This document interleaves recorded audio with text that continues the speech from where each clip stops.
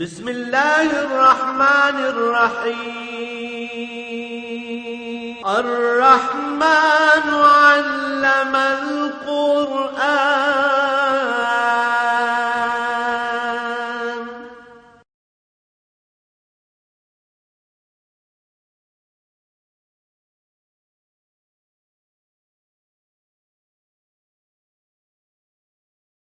الحمد للہ رب العالمین والصلاة والسلام علی حبیبہ محمد وآلہ وصحبہ اجمعین.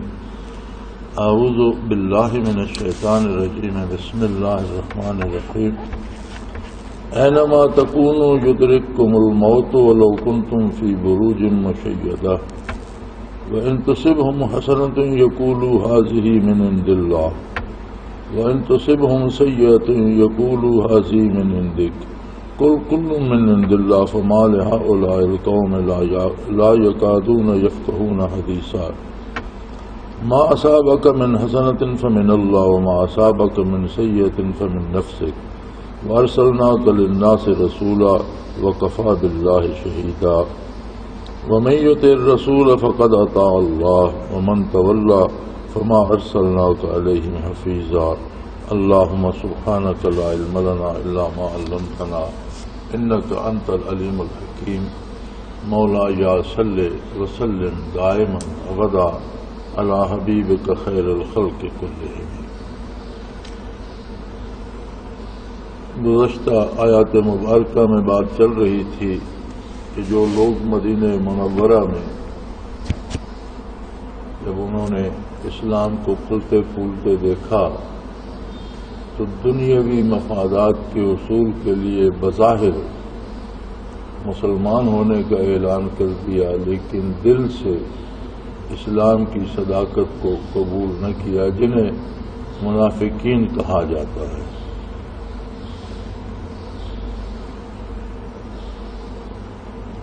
تو وہ لوگ جب جہاد کا حکم ہوا تو موت سے اور لوگوں سے اس طرح ڈرتے تھے کہ اتنے اللہ سے نہیں ڈرتے تھے، بلکہ اس سے زیادہ انہیں موت کا خوف تھا. تو فرمایا کہ موت کوئی ڈرنے کی چیز نہیں ہے، موت کوئی بھاگنے کی چیز نہیں ہے. موت ایک ایسی حقیقت ہے جس سے بہرحال ہر انسان کو واسطہ پڑنے والا.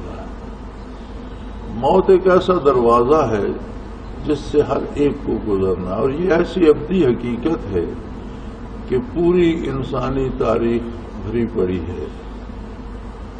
انبیاء اور رسول دنیا سے تشریف لے گئے اور بڑے بڑے سلطان اور عمراء دنیا سے چلے گئے، بڑے بڑے بہادر، بڑے بڑے دانشور، بڑے بڑے طبیب اور حکیم موت کا علاج نہ کر سکے. فرمایا اینما تکونوا یدرککم الموت. تم کہیں بھی ہوگے، جب موت کا وقت آئے گا تو موت تم پر وارد ہو جائے گی. یہ کوئی فرق نہیں پڑتا ولو کنتم فی بروج مشیدہ، اس سے کوئی فرق نہیں پڑتا کہ تم بڑے بڑے محفوظ قلعوں میں بند ہو جاؤ، بڑی بڑی بلند دیواریں بنا لو، بڑے بڑے آہنی دروازے لگا لو، اس پر بہت سارے پہرے دار کھڑے کر دو، موت کو آنے سے کوئی نہیں روک سکتا. جب وقت پورا ہوگا، دنیا ایک نظام ہے، ایک خاص وقت تک کے لیے اللہ کریم نے اس کو قائم کیا ہے، اور اس میں جتنی نعمتیں ہیں اور جتنی چیزیں ہیں، جتنے جانور پرندے حیوانات ہیں، جتنی نباتات درخت میوہ جات ہیں، جتنی غذا دریا پانی، بے پناہ نعمتیں جو ہیں وہ ایک انسان کی خاطر پیدا فرمائے. وَلَكُمْ مَا فِي الْأَرْضِ جَمِيعًا. اے نوع انسانی، روئے زمین پر بے حساب نعمتیں صرف تمہاری خاطر ہیں جنہیں تم استعمال کرتے ہو. اور انسان کی آزمائش یہی ہے کہ اس آزمائش میں وہ اللہ کی اطاعت کرتا ہے یا اسی دنیا کا اسیر ہو کے رہ جاتا. اس یاد دہانی کے لیے اللہ کریم نے انبیاء بھیجے کتابیں نازل فرمائی، حتیٰ کہ وہ رسول تشریف لائے جو ساری کائنات کے لیے اور ہمیشہ کے لیے اللہ کے رسول ہیں، اور اللہ کی وہ کتاب نازل ہوئی جو اپنے نزول سے لے کر قیامت تک کے لیے ساری انسانیت کے لیے لاہے عمل ہے۔ اب اس کا فیصلہ کہ کس نے اس کو مانا اور اس پر عمل کیا اور کس نے اس کو چھوڑ دیا اور محض دنیا کا ہو کر رہ گیا، یہ فیصلہ یہاں سے جانے کے بعد اللہ کی بارگاہ میں۔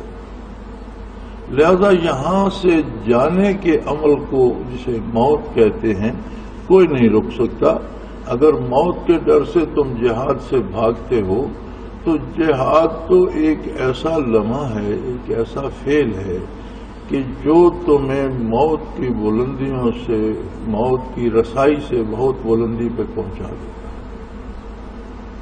اگر راہ جہاد میں کوئی شہید ہوتا ہے تو فرمایا اسے مردہ نہ کہو، بلکہ یہ سوچنا بھی گناہ ہے، حرام ہے یہ سوچنا کہ وہ مر گیا۔ وَلَا تَحْسَبَنَّ الَّذِينَ قُتِلُوا فِي سَبِيلِ اللَّهِ أَمْوَاتًا، کبھی یہ سوچو بھی نہیں کہ جو اللہ کی راہ میں قتل ہوئے وہ مر گئے، نہیں، بل احیاء عند ربهم یرزقون، وہ اللہ کریم کے پاس زندہ ہیں، کھاتے پیتے ہیں، رزق دیے جاتے ہیں، روزی دی جاتی ہے انہیں۔ تو منافقین جو جہاد سے بھاگ رہے ہیں، تو جہاد سے بھاگنے کا مطلب تو موت کا خوف ہے، موت کے ڈر سے بھاگ رہے ہیں، حالانکہ موت تو ہر حال میں آئے گی۔ یہ بھاگ کر زیر زمین کوئی پناہ گاہ بنا لیں یا زمین کے اوپر کوئی بہت مضبوط قلعے بنا لیں، تو اینما تکونوا، تم جہاں کہیں بھی ہوگے موت تمہیں پا لے گی، خواہ تم بہت بڑے مضبوط قلعوں میں چھپ جاؤ۔ وَإِن تُصِبْهُمْ حَسَنَةٌ يَقُولُوا هَٰذِهِ مِنْ عِندِ اللَّهِ، منافقین کا مزاج عجیب ہے۔ اللہ کریم فرماتے ہیں کہ اگر کوئی دنیاوی بہتری انہیں نصیب ہو جائے تو یہ کہتے ہیں بس اللہ نے بھیج دی اور یہ ہمیں مل گئی اور یہ ہمارا مقدر تھا۔ اور اگر ان پہ مصیبت آ جائے، وَإِن تُصِبْهُمْ سَیِّئَةٌ، کوئی تکلیف آ جائے، بیماری آ جائے، مصیبت آ جائے، کہیں کوئی دشمن حملہ کر دے، کوئی تکلیف دہ صورتحال آ جائے، تو یقولوا هذه من عندک، تو پھر اے میرے حبیب یہ کہتے ہیں کہ ہم پر یہ مصیبتیں تو آپ صلی اللہ علیہ وسلم کی وجہ سے آ رہی، یہ آپ کی بعثت عالی نے ایک طوفان کو پاک کر دیا اور سارے عالم کفر کو للکار دیا، اور کافر ہر طرف سے ہمیں کھانے کو دوڑ رہے ہیں، یہ ہمارے دکھ، ہماری تکلیف اور ہماری پریشانی کا سبب معاذ اللہ آپ صلی اللہ علیہ وسلم کی ذات ہے۔ فرمایا کل من عند اللہ، انہیں فرما دیجئے کہ سب کچھ ہی اللہ کی طرف سے ہوتا ہے، بھلائی، بہتری، آسانی، فائدہ بھی اسی کی طرف سے ہوتا ہے، پریشانی، مصیبت اور تکلیف بھی اسی کی طرف سے آتی ہے۔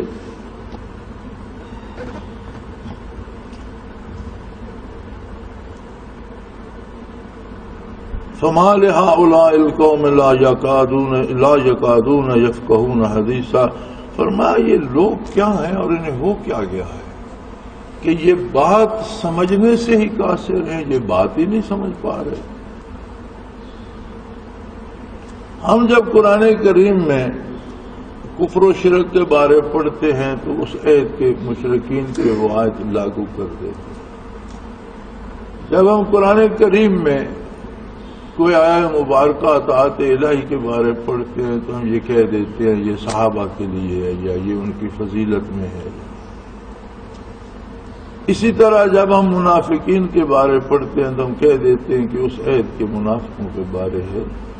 شان نزول خواہ کچھ بھی ہو کسی آیت کا،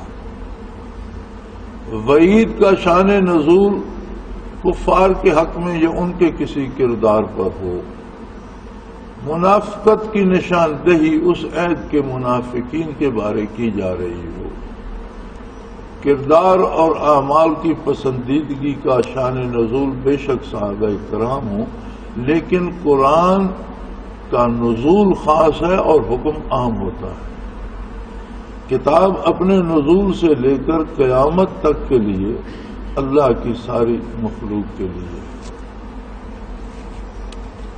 اور بڑی عجیب بات ہے کہ ہمیں دعویٰ تو ہے مسلمان ہونے کا، ہمیں حضور نبی کریم صلی اللہ علیہ وسلم سے وفا کا دعویٰ تو ہے، ہمیں یہ دعویٰ بھی ہے کہ ہم اللہ کی عظمت اور اس کی وحدانیت اور اس کی توحید پہ یقین رکھتے ہیں، موت پہ یقین رکھتے ہیں، آخرت پہ ایمان رکھتے ہیں، قیامت پہ، جنت دوزخ پہ، فرشتوں پہ ہمارا ایمان ہے. لیکن کیا ہمارا کردار اس کی تصدیق کرتا ہے؟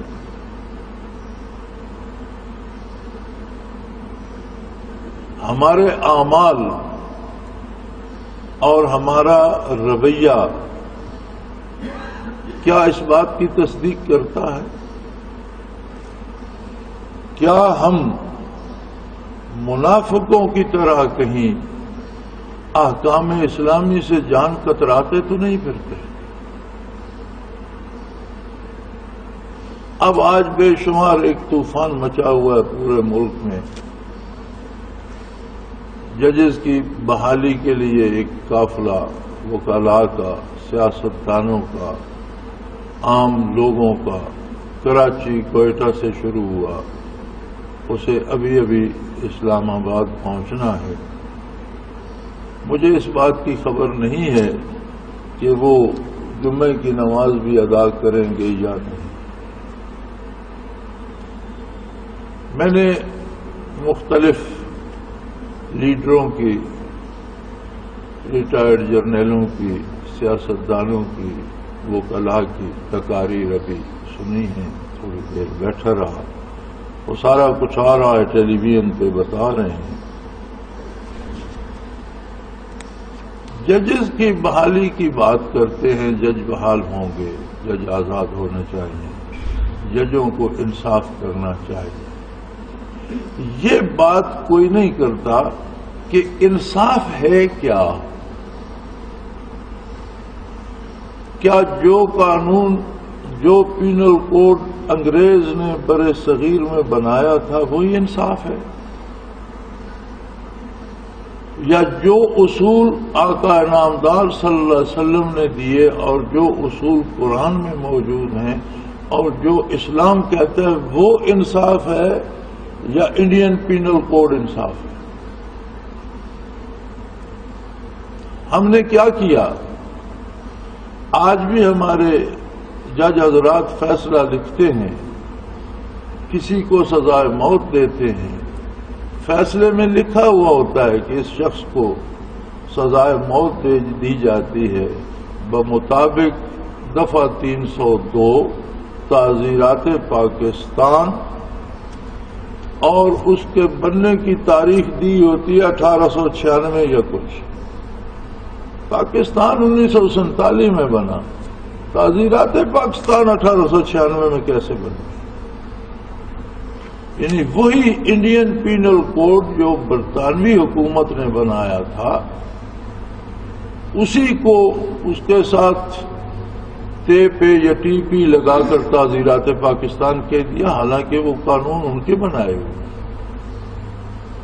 پاکستان بنا تھا، لاکھوں لوگوں کی عزتیں لوٹی، لاکھوں جانوں کی قربانیاں دی گئیں، اور یہ حقیقت ہے، یعنی یہ محاوراتی بات نہیں ہے، یہ حقیقت ہے کہ اتنے مسلمان شہید ہوئے کہ دفن کرنے کی تو بات ہی چھوڑو.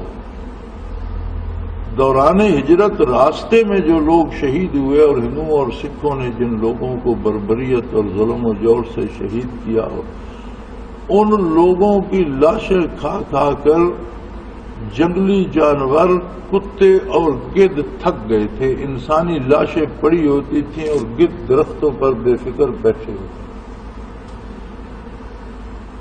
اور یہ کوئی ایسی بات میں نہیں کر رہا کہ جس میں محاوراتی طور پر اضافہ کرنا، یہ واقعات ہیں.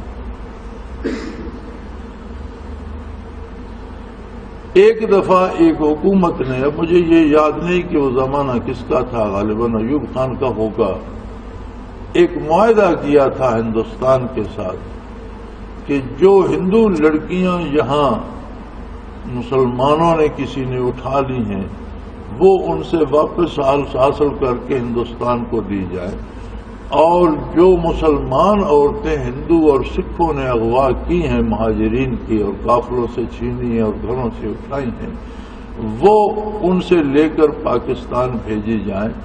تو حکومتی اعداد و شمار اس وقت جو تھے، اگر میں بھول نہیں رہا کیونکہ مدت کی بات ہے، تو جو کچھ میرے حافظے میں محفوظ ہے اس کے مطابق ہندوؤں کا مطالبہ 6000 خواتین کا تھا، جبکہ ہندوستان میں حکومتی اعداد و شمار کے مطابق 80,000 مسلمان خواتین ہندوؤں اور سکھوں کے پاس۔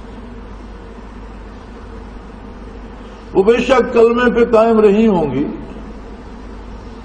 لیکن انہوں نے سکھوں اور ہندوؤں کی اولادیں پیدا کی۔ آج تک ان میں سے کسی ایک کو ہم واپس تو نہیں لا سکتے۔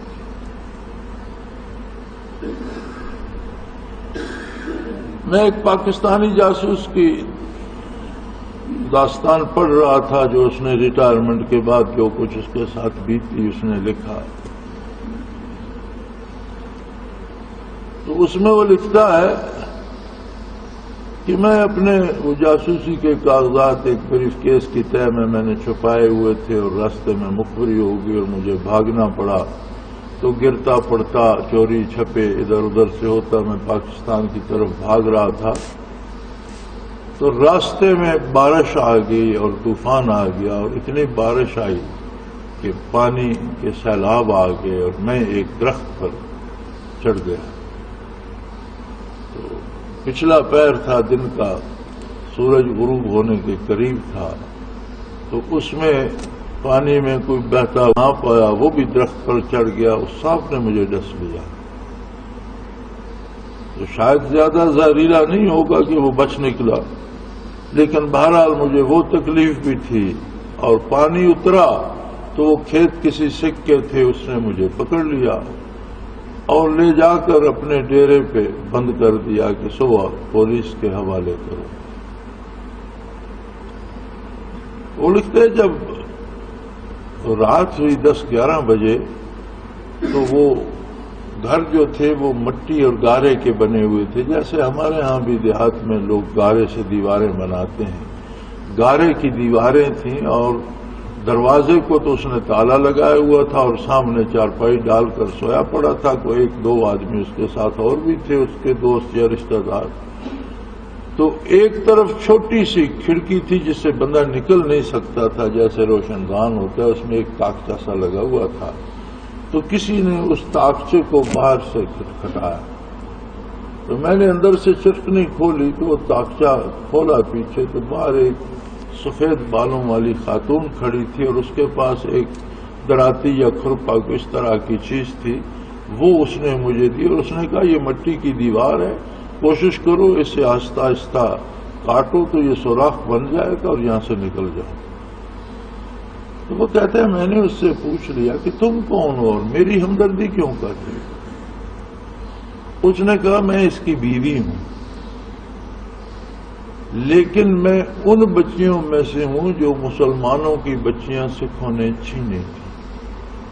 بیوی تو میں اس کی ہوں، لیکن میرا ایمان ابھی تک محمد الرسول اللہ پر اور اپنے اللہ واحد لا شریک پر ہے۔ میں نے اولاد اس کی پیدا کی ہے، میری عمر اس کے گھر میں بسر ہو گئی، بالوں میں سفیدی آ گئی، لیکن میرا دل آج بھی اسلام اور مسلمانوں کے ساتھ ہے، میں تمہاری اتنی ہی مدد کر سکتی ہوں۔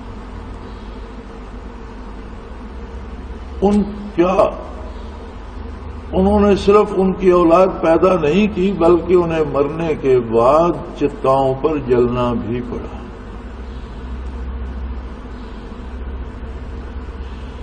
کون ہے ان کی اس ذلت کا ذمہ دار؟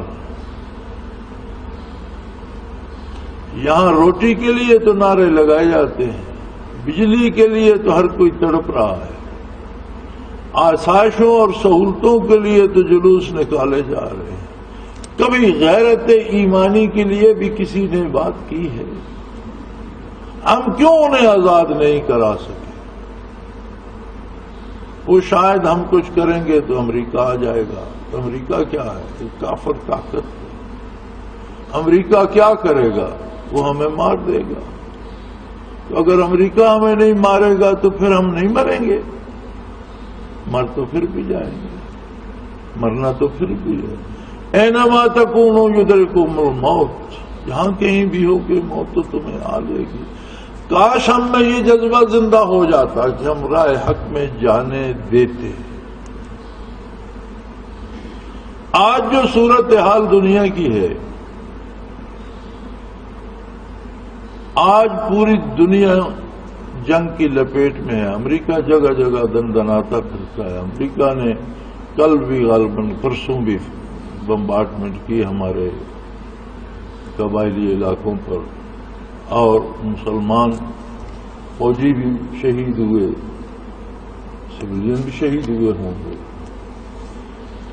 ہم احتجاج کرتے ہیں.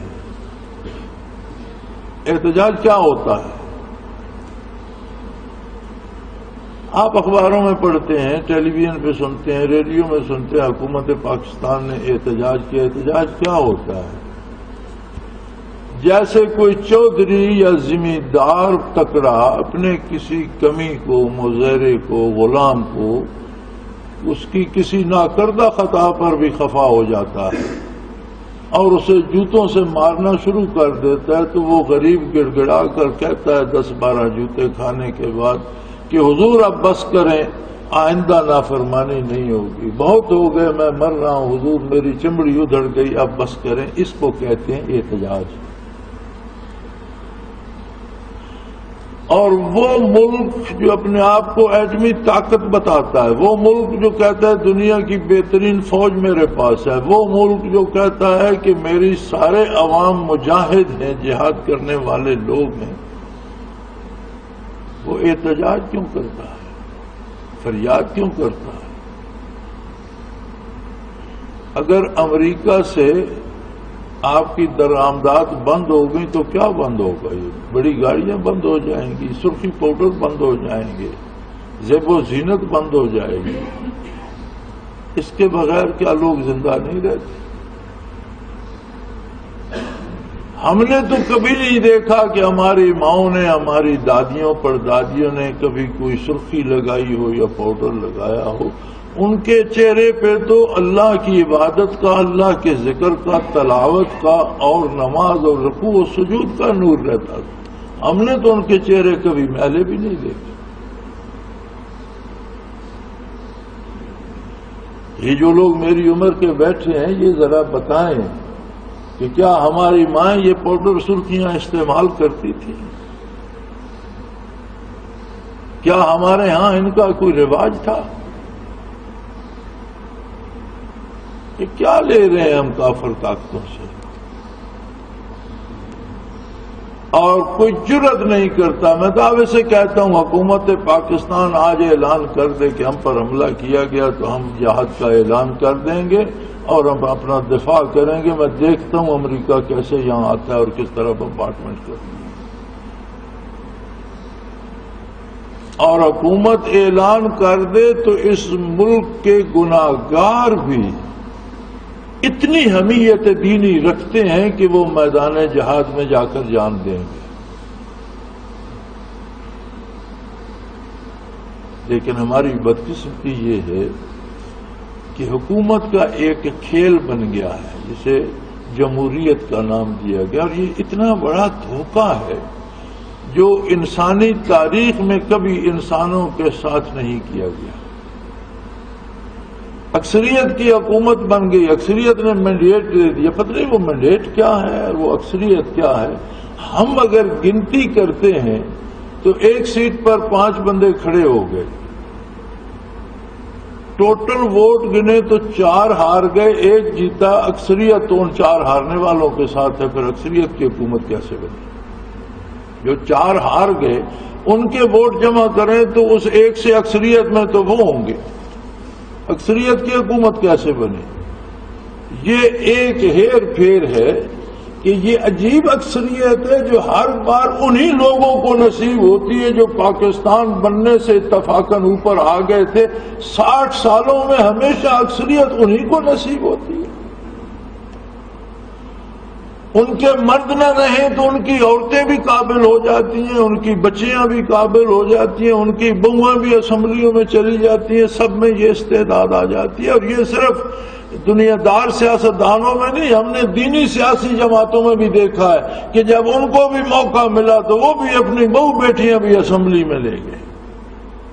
اور 5 سال اسمبلی میں رہ کر کیا ان کی بہو بیٹیوں نے کیا تیر مارا؟ کون سا نظام جو اسلام میں چل رہا ہے، کون سی اس میں مثبت تبدیلی آئی؟ کس کو انصاف ملا؟ کس کو حقوق کا تحفظ ملا؟ کہاں حق و باطل کی بات ہوئی؟ ہاں ایک فائدہ ہوا کہ وہ خود بھی الاؤنسز لیتے رہے اور ان کی بہو بیٹیاں بھی الاؤنسز لیتی رہیں، اور بہت سی رقم جمع کر لی انہوں نے. 5 سالوں میں بہت سے روپے جمع کر لیے. یہ فائدہ ہوا. آج ایک طوفان اٹھا ہوا ہے. ججز بحال ہوں گے، ٹھیک ہے، ججز بحال ہو جائے، انصاف کریں، لیکن کیا وہ انصاف شریعت محمد الرسول اللہ کے مطابق کریں گے؟ تو جو انصاف شریعت محمدی کے خلاف ہوگا وہ انصاف ہوگا یا ظلم ہوگا؟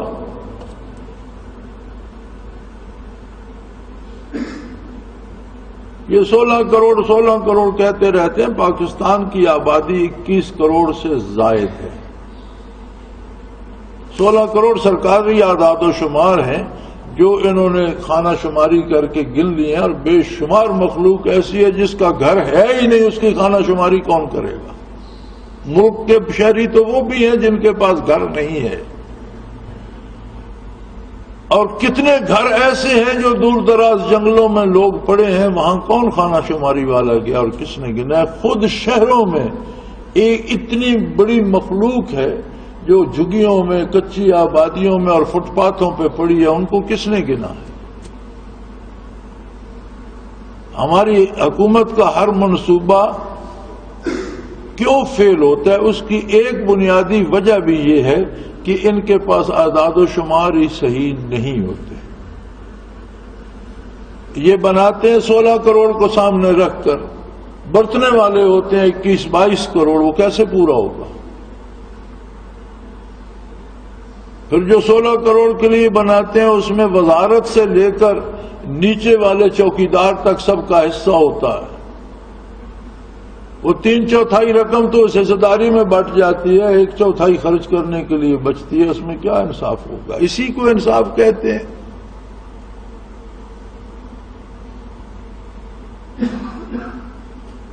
اگر انصاف چاہیے تو اسلام کیوں نہیں چاہیے؟ دیکھیں، 2 باتیں سچ نہیں ہوتی. یہودیوں نے ایک شوشہ چھوڑا اور اب وہ عالم اسلام کے جو حکمران ہیں وہ بھی اس پہ زور لگا رہے ہیں کہ جی مکالمہ بین المذاہب ہونا چاہیے، یعنی مختلف مذہبوں کے درمیان بات چیت ہونی چاہیے. ہندو رام کہہ دیتا ہے اس کا مطلب بھی اللہ ہی ہے، انگریز گاڈ کہہ دیتا ہے اس کا مطلب بھی اللہ ہی ہے، کوئی ایشور کہہ دیتا ہے اس کا مطلب بھی اللہ ہی ہے، ہم اللہ کہتے ہیں اس کا مطلب بھی اللہ ہی ہے. نہیں، یہ بات صحیح نہیں ہے. ہم صرف اللہ نہیں کہتے، ہم اللہ اس کو مانتے ہیں، اس کو کہتے ہیں جو اللہ کے رسول نے ہم سے منوایا، اور اس کی جو صفات محمد الرسول اللہ صلی اللہ علیہ وسلم نے بتائی کہ وہ قادر مطلق ہے، وہ واحد لا شریک ہے، نہ اس کی اولاد ہے، نہ اس کے والدین ہے، نہ اس کا کوئی رشتہ دار ہے، نہ اس کا کوئی ہمسر ہے، نہ وہ کسی کا محتاج ہے، وہ تمام خوبیوں کا مالک ہے. ہم اس ذات کو ان صفات سے مانتے ہیں جو محمد الرسول اللہ ہم سے تسلیم کرواتے ہیں صلی اللہ علیہ وسلم. کیا ہندو جسے ایشور کہتے ہیں ان صفات سے مانتا ہے جو محمد الرسول اللہ منواتے ہیں؟ کیا عیسائی جسے گاڈ کہتے ہیں ان صفات سے مانتا ہے جو محمد الرسول اللہ کہتے ہیں؟ تو پھر مکالمہ بین المذاہب کیا بات ہے؟ سچ اور جھوٹ میں کیا مکالمہ ہوتا ہے؟ اسلام سچ ہے اور باقی سارے مذاہب باطلہ جھوٹ ہے. سچ اور جھوٹ میں مکالمہ کیسا ہوتا ہے؟ یہ سارے دھوکے ہیں. حکمرانوں کو یہ دھوکے کیوں پسند ہیں؟ اس لیے کہ حکمران بھی ہمارے حکمران مسلمان ممالک پر کروڑوں لوگوں کے حقوق دبا کر خود بیٹھے عیاشی کر رہے ہیں. وہ نہیں چاہتے کہ کوئی ان کے گریبان میں بھی ہاتھ ڈالے، کوئی ان سے بھی پوچھے. وہ یہ نہیں چاہتے کہ غریب کے گھر کی بجلی تو 24 گھنٹوں میں سے 20 گھنٹے بند رہتی ہے، پریزیڈنٹ ہاؤس کی اور پرائم منسٹر ہاؤس کی 24 منٹ بھی بند کیوں نہیں ہوتی. وہ یہ نہیں چاہتے کہ اگر غریب کو کھانا نہیں ملتا تو تمہارے تو کتے بھی بسکٹ کھاتے ہیں، یہ کہاں سے آتے ہیں. وہ نہیں چاہتے کوئی ان سے پوچھے کہ عام آدمی کے پاس تو سونے کے لیے چٹائی بھی نہیں ہے اور تمہارے محلات میں یہ اتنے مخملی بستر کہاں سے آ گئے. یہ خزانہ غریبوں کے خون کا امین ہے یا تمہارے باپ کی جائیداد ہے کہ تم اس دفعہ چند مہینے پہلے اس حکومت کے آنے سے پہلے 52 ارب روپے کے قرض معاف کیے گئے. کسی غریب کو نہیں جنہوں نے اربوں میں لیے ہوئے تھے. 52 ارب. یہ 52 ارب تو حکومت تو امین تھی، امانت دار تھی. قومی خزانہ تو غریبوں کی امانت تھی. اور اگر آپ پاکستان بننے سے لے کر آج تک 60 سالوں میں صرف جو قرض قومی خزانے کے معاف کیے گئے ہیں وہ قرض واپس وصول کر لیں تو پاکستان کا ہر آدمی خوشحال ہو جاتا. قرضے لینے والوں میں کوئی غریب نہیں ہے. ان کی جائیدادیں ہیں، ان کی کوٹھیاں ہیں، ان کی کاریں ہیں، ان کے پاس ہزاروں مربع جاگیریں ہیں. ان کی جاگیریں، ان کی کوٹھیاں، ان کی کاریں نیلام کر کے کیوں قرضے نہ وصول کیے جائیں؟ کیوں غریب روٹی اور آٹے کو ترس رہا ہے؟ اس لیے کہ ان امیروں نے غلہ بلیک میں بیچ دیا اور پیسے کمائے.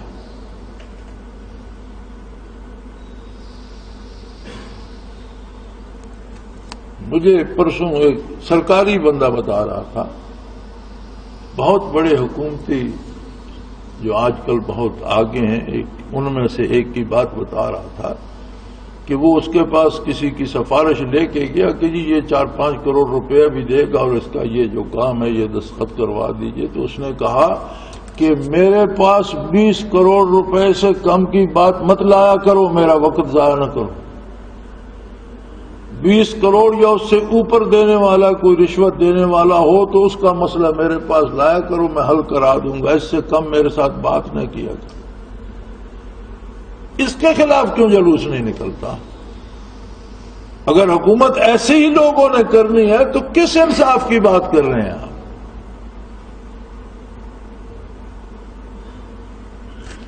اور یہ سارا کچھ کیوں نہیں ہوتا کہ آج ہم بھی منافقین مدینہ کی طرح موت سے ڈرتے ہیں. من حیث القوم ہم احتجاج کرتے ہیں کہ حضور یہ 10 جوتیاں جو آپ نے ماری ہیں یہ میرے لیے کافی سبق ہے، بس آپ مزید نہ ماریں، آگے جو آپ کہیں گے میں وہی کروں گا. یہی اسی کو بڑی مہذب زبان میں احتجاج کہتے ہیں.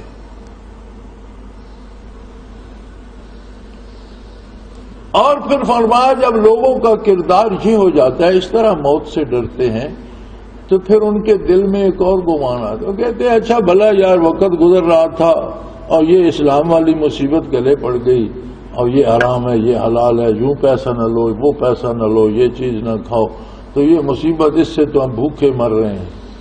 لیکن جب اسلام کے حوالے سے کوئی چیز ملتی ہے تو کہتے ہیں ہاں یہ تو اتفاقاً اللہ نے ہمیں دے دی. پھر یہ نہیں کہتے کہ اسلام بہت اچھا ہے نا، تعریف پھر بھی نہیں کرتے. فرمایا جب انہیں کوئی فائدہ پہنچتا ہے تو یہ کہتے ہیں ہاں اللہ نے اتفاقاً ہمیں یہ دے دیا. اور جب کوئی مصیبت آتی ہے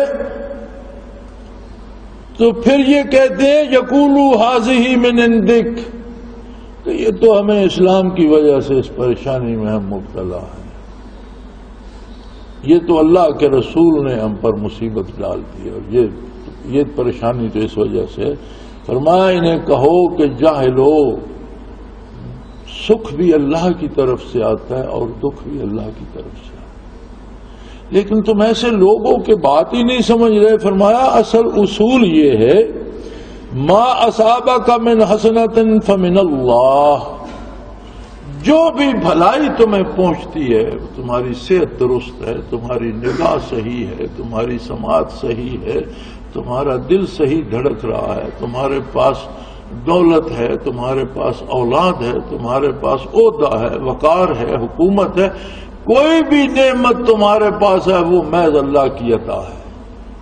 تم جتنی بھی عبادت کرو، جتنے بھی وظیفے پڑھو، یہاں بہت سے لوگ ہوتے ہیں کہتے ہیں کوئی وظیفہ بتاؤ فلاں کام ہو جائے۔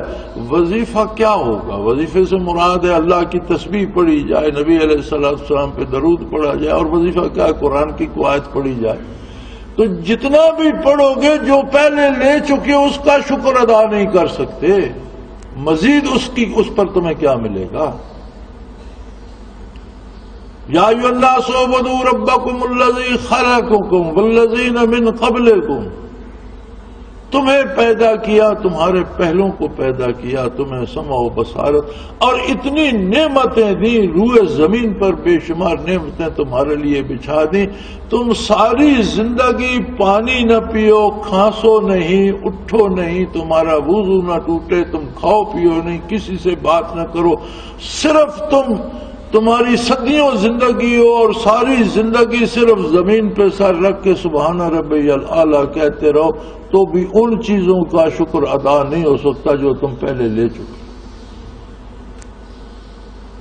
ایک واقعہ بخاری شریف میں موجود ہے، نبی کریم صلی اللہ علیہ وسلم نے فرمایا کہ میں نے جبرائیل امین سے پوچھا کہ کوئی عجیب بات سنائیے، تو وہ عرض کرنے لگے کہ یا رسول اللہ بنی اسرائیل میں ایک شخص تھا، وہ جب بالغ ہوا تو اللہ کی یاد میں آبادی چھوڑ کر نکل گیا اور سمندر میں ایک ٹاپو تھا، چھوٹا سا جزیرہ تھا، اس پر چلا گیا، صرف عبادت اور صرف ذکر اذکار کرتا تھا، اور اللہ نے اسے 400 سال زندگی دی، 4 صدیاں زندہ رہا، 4 صدیاں سوائے ذکر الہی اور عبادت کے اس نے کوئی دوسرا کام نہیں کیا۔ اللہ نے اس کے لیے چشمہ جاری کر دیا میٹھے پانی کا، پانی پیتا تھا، غسل وضو کرتا تھا، پھل پیدا کر دیے، ہمیشہ اس جزیرے پہ پھل رہتے تھے، پھل کھاتا تھا، پانی پیتا تھا اور عبادت کرتا تھا۔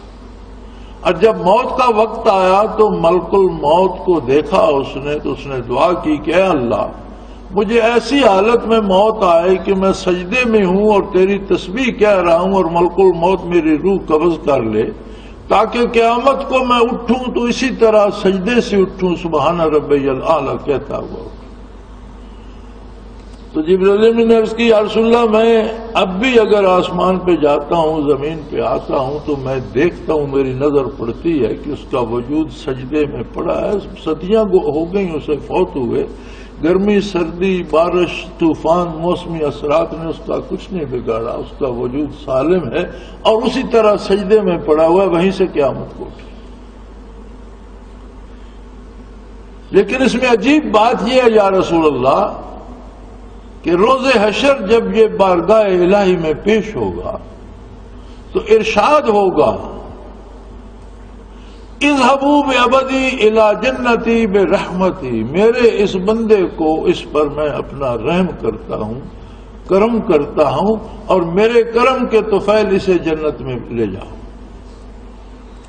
عرض کی یا رسول اللہ، اس وقت وہ بندہ عرض کرے گا کہ یا اللہ تیرا کرم بے پناہ، لیکن میری محنت کا بھی کوئی پھل ہے؟ میں جب بالغ ہوا، میں نے دین سیکھا، تو میں تب سے لے کر 400 سال صرف تیرا ذکر اور تیری عبادت کرتا رہا، کسی مخلوق سے بات بھی نہیں کی۔ اس 400 سالہ محنت کا بھی کوئی پھل ہے یا مجھے جنت میں صرف تیرے کرم ہی سے جانا ہے؟ تو ارشاد ہوگا کہ اس کے 400 سالہ عبادت اس کی لو، میری نعمتوں میں سے صرف ایک نعمت جو اس نے آنکھ کی بینائی 400 سال استعمال کی ہے، پہلے اسی کا وزن کر لو، اس کے مقابلے میں اس کی عبادت کو تولا جائے۔ باقی بے شمار نعمتیں تو پیچھے رہ گئی. تو جب اس ایک نعمت کے مقابلے میں تولا جائے گا تو وہ 400 سالہ عبادت کم پڑ جائے گی کہ 400 سال اسی کو استعمال بھی تو کرتا رہا, ایک دن تو استعمال نہیں کیا. تو فرمایا بھئی یہ تو ایک نعمت کے مقابلے میں بھی کم پڑ گئی, پیچھے بے حساب نعمتیں, اب ان کا معاملہ تم جہنم میں جا کے سزا بھگت کے چکاؤ. ارشاد ہوگا اذهبوا بعدلی الی النار بعدلی, اس کو میرے انصاف کی روح سے, عدل کی روح سے, چونکہ یہ عدل کا مطالبہ کر رہا ہے, انصاف کا مطالبہ کر رہا ہے, تو اس کے حساب سے جتنا باقی رہ گیا ہے اتنا عرصہ اسے جہنم میں رکھو. تب وہ پکار اٹھے گا کہ یا اللہ مجھ سے خطا ہو گئی, میری یہ خطا معاف کر دے, میں تیری رحمت کا طلبگار ہوں. تو اللہ کریم فرمائیں گے کہ اگر تو رحمت کا طلبگار ہے تو تجھے جنت میں بھیج دیتا, انصاف کا طلبگار ہے تو اپنا حساب کر کے دیکھ.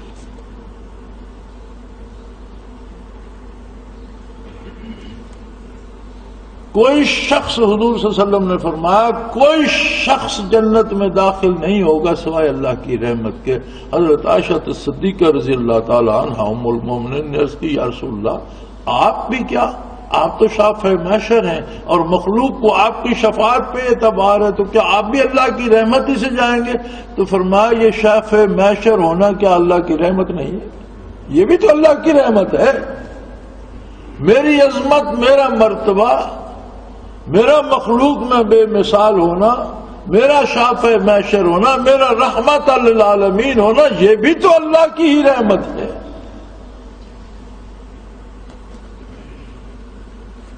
تو فرمایا تم پر ما اصابک من حسنۃ فمن اللہ, کوئی بھی تمہیں بھلائی پہنچتی ہے وہ اللہ کی طرف سے, اس کا احسان ہے, تم اس کا شکر ادا نہیں کر سکتے, تم نے کچھ نہیں کیا, وہ مزید انعام دیتا ہے. وما اصابک من سیئۃ, اور اگر تم پر کوئی تکلیف آتی ہے فمن نفسک, تو وہ تمہارے کرتوتوں کی وجہ سے آتی ہے. وہ بے شمار گناہ معاف کر دیتا ہے, وہ تمہاری خطائیں کسی دوسرے کو بتاتا نہیں. اگر ہر ایک کی خطائیں بتانا شروع کر دے تو ہم لوگ اپنے گھروں میں جانے کے قابل نہ رہیں, اپنی اولاد کو منہ دکھانے کے قابل نہ رہیں, اپنی ماں باپ کے سامنے جانے کے قابل نہ رہیں. وہ ستار العیوب ہے, ہم بے شمار خطائیں کرتے ہیں, وہ پردہ پوشی کرتا ہے. کون ہے ہم میں سے کہ جس کی خطائیں ظاہر ہو جائیں تو وہ پھر بندوں میں بیٹھ بھی سکے, یا اولاد کا سامنا کر سکے, یا ماں باپ کا سامنا کر سکے. وہ بہت معاف کرتا ہے, لیکن کسی نہ کسی خطا پہ کوئی سزا بھی چھوٹی بہت دے دیتا ہے, جس سے پھر اس کی رحمت یہ چاہتی ہے کہ اس سزا کو دیکھ کر تم توبہ کر لو اور مغفرت میں آ جاؤ, رحمت طلب کرو.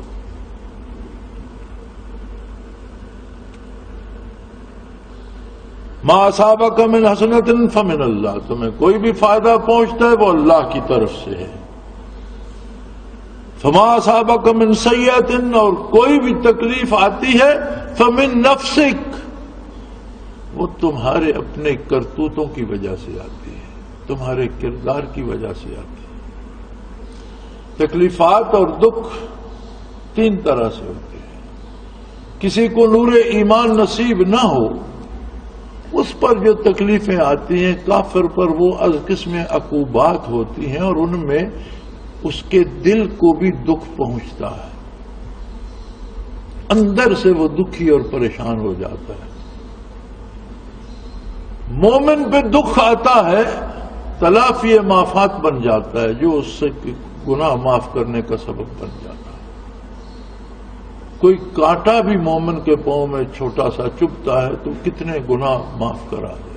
اللہ کے برگزیدہ بندوں پہ, انبیاء اور رسل پہ, صحابہ کرام پہ, صلحاء پہ, شہداء پہ, صالحین پہ, نیک بندوں پہ اگر تکلیف آتی ہے وہ ترقی درجات کا سبب بن جاتی ہے. سو فرمایا یہ تمہارا اپنا کردار ہے جو متشکل ہوتا ہے. وَأَرْسَلْنَاكَ لِلنَّاسِ رَسُولًا, اور اے میرے حبیب ہم نے آپ کو پوری انسانیت کے لیے رسول مبعوث فرمایا ہے.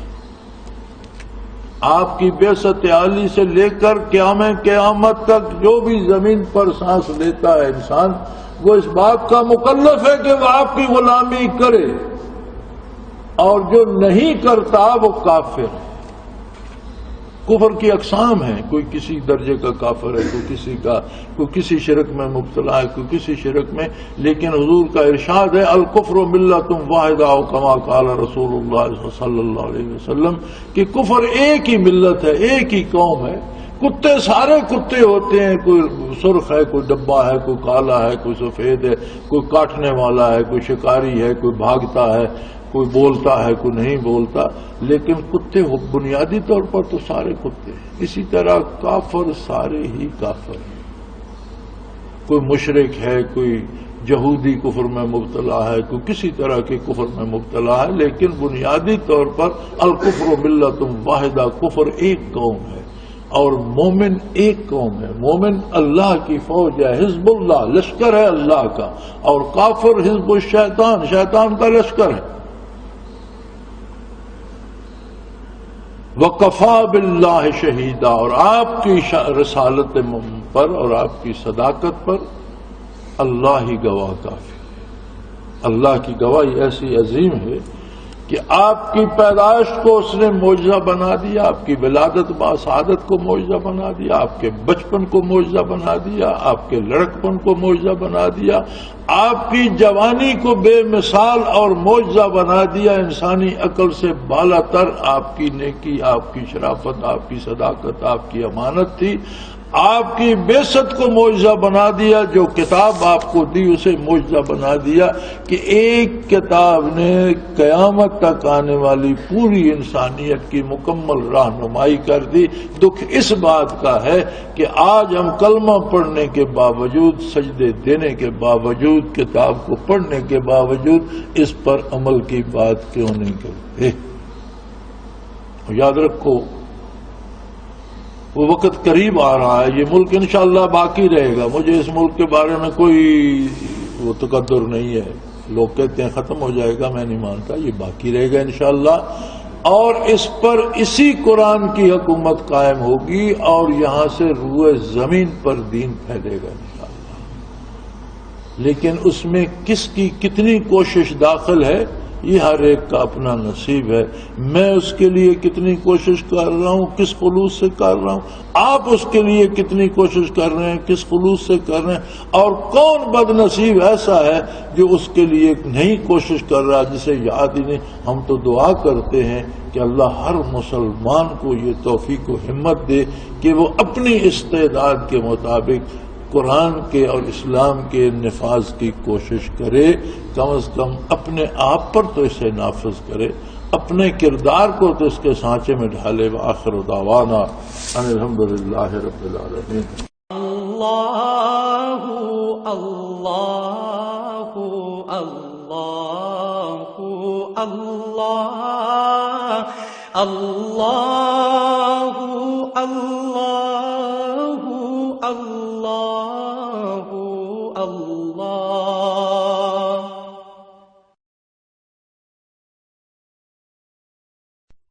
حضرت امیر محمد اکرم آوان مد ذلہ العالی دارالعرفان منارہ ضلع چکوال میں سالہ سال سے قرآن و حدیث کے اوپر خطابات کر رہے ہیں اور سلسلہ نقشبندیہ اویسیہ کے مطابق لوگوں کو ذکر الہی کی تربیت دے رہے ہیں۔